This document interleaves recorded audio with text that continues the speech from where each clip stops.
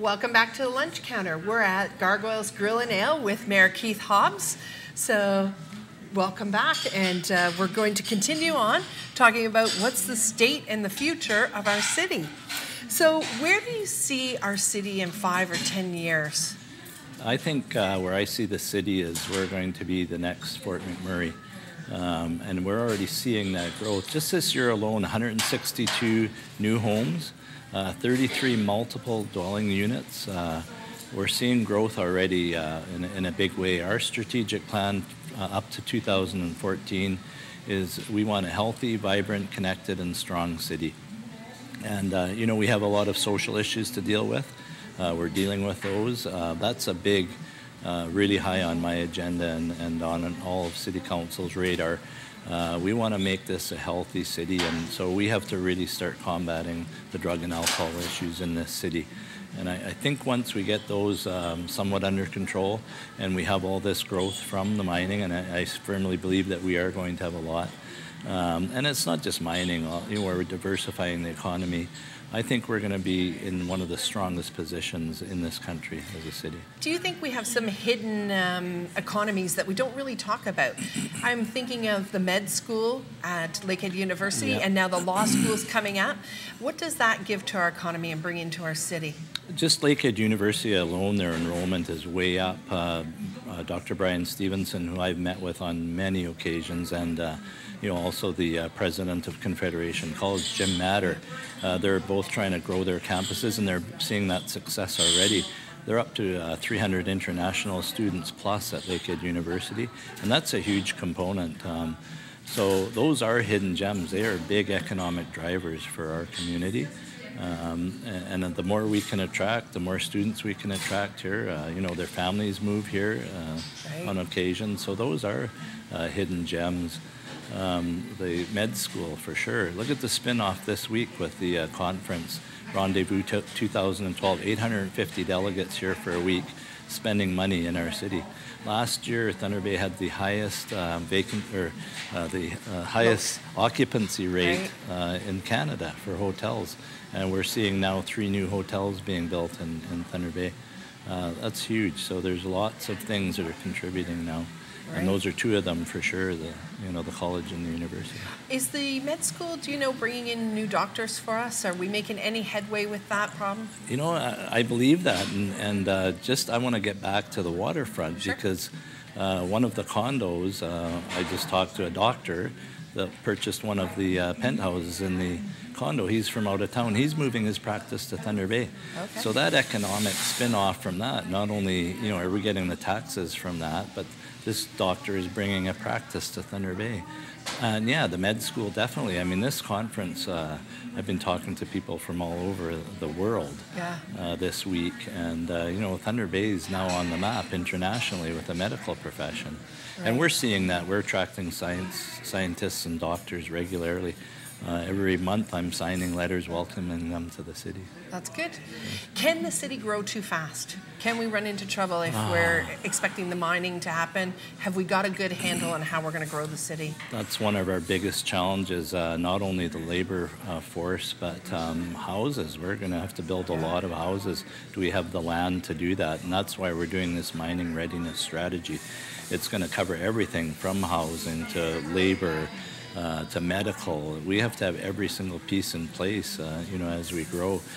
This mining readiness strategy is going to be comprehensive, very comprehensive. Do we have a way to keep people in the cores? Instead of always building the city out further and further where we have to add the infrastructure and now the buses have to go out further, is there a way to keep the population more centralized in downtown? Yeah, that's where I think you've seen like 33 new multi-dwelling buildings going up this year alone.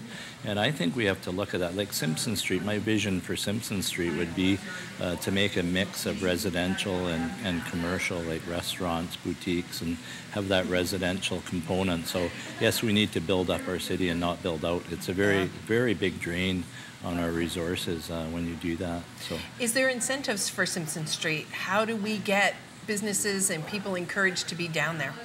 that's been a really tough one, and I think that's where the social piece comes in. Right. You know, we've always known that area is a big area for a lot of bars and prostitution and drunkenness, and that's something through our Crime Prevention Council, and I think City Council through its official plan and planning are going to have to address those things, and you know, how that area is going to look, because the North Core is looking great. Right. With this event center, if it goes, I think that's going to be the icing on the cake for the North Core. Now we have to really start seriously looking at that. So you have a lot of plans. Yes. What for the city? What's the plan for you? You've got 2 more years in office. We head into an election again. Are you looking to continue on to see some of these things through, or are you tired? You know what? I am tired. I've done 3,700 events since I've been mayor. That's not including meetings and out-of-town travel. I've been taking this job on full bore with very little breaks. I'm going to visit my mom next week in Victoria, which is going to be nice. But you know what?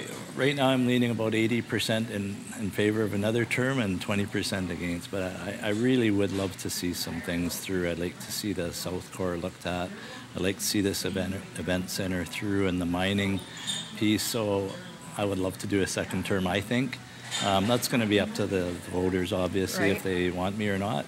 It's always up to the voters. But What surprised you the most? What have people complained about that you thought, wow, I didn't even see that coming? yeah, you know, I thought taxes would be the big one, but it was last year. But I think people are seeing that we've been holding the line on taxes, and that's something I promised in my campaign.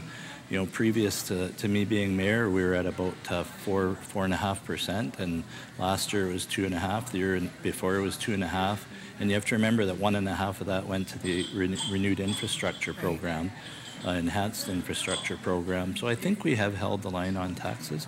The one that surprised me most was the conservatory. I didn't think people cared about the conservatory, and boy, was I rudely awakened.